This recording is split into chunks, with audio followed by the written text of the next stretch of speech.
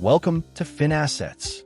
In today's tutorial, I'll show you how to withdraw your crypto directly to your bank account using the Finassets platform. The crypto to fiat feature is enabled for users upon request.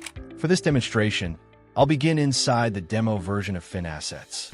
Once you're logged in, go to the Balances tab in the left sidebar. From here, click on Withdraw.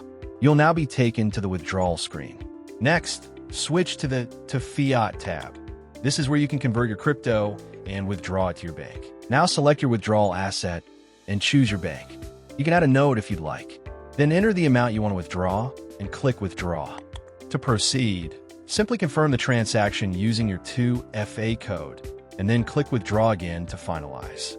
Your withdrawal request will now be processed. That's it. You just learned how to withdraw crypto payments to your bank account with Finassets. The demo link and the crypto payment gateway fee calculator are available in the video description.